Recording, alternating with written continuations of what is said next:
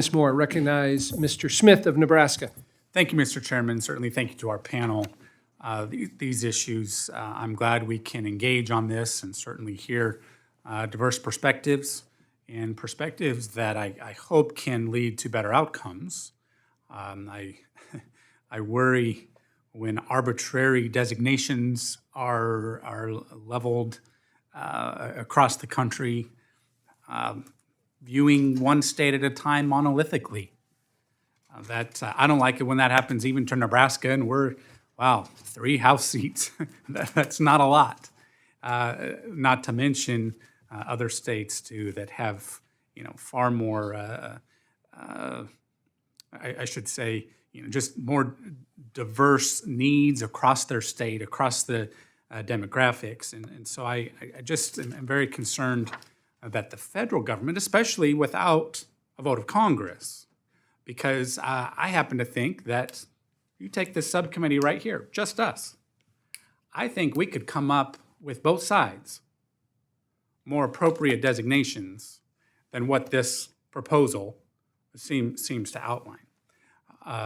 And it obviously gets folks in a defensive posture, especially when there's evidence that it's not a complete report, doesn't show a complete picture of reality. And so I would hope that we could exercise the legislative prerogative that we should have on this and work together for a solution. But Dr. Corinth, I'd like to discuss further some of the work you've done projecting what the proposed changes would be for various states. In addition to the chart that Chairman LaHood discussed earlier showing how replacing the official poverty measure with the Supplemental Poverty Measure, SPM, would direct funding away from poor states and channel those dollars to rich states. You also created this map here behind me now. This one shows how the poverty line would change for a family of 4 if SPM were elevated.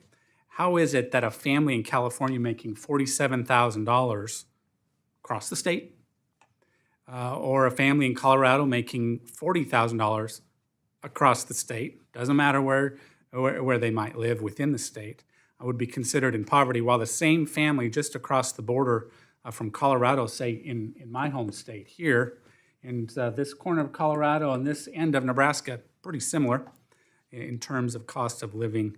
And but how would you explain this and perhaps what you would propose instead? Sure. So thank you, Mr. Smith, for the question. I don't think it makes sense to say that someone who has $47,000 of income in California is somehow worse off than someone who has $47,000 in one of those other lower income states. So I think that this solution is to have a constant poverty line across states. And that claim is based on research by Dr. Meyer, which actually finds that people who are near the poverty line in these different states, those who are in the lower income states, places like Mississippi and West Virginia, are actually worse off in terms of their food insecurity, the quality of their housing, and their health and even mortality outcomes than those near the poverty line in places like California.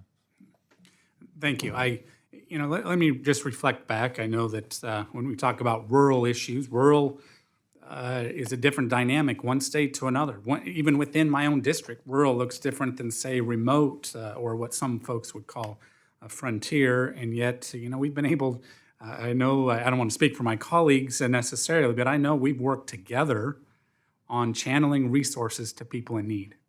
And I think one of the best things that I want to point out right now is that those of us on both sides of the aisle here that care about making sure that people in need receive the benefits that can be most helpful and most appropriate to leading to better outcomes, that will happen far more appropriately with the legislative prerogative rather than throwing something out there from the administration that I think will harm people in need.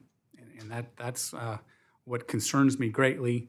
And I would hope that we can continue to focus on this. Thank you again, Mr. Chairman. I know we've been working on this. I had the honor of chairing this subcommittee a while back, and focusing on what we can do most effectively to positively impact people in need. That's what needs to be our focus rather than arbitrary designations. Thank you. I yield back. Mr. Smith, thanks for your comments.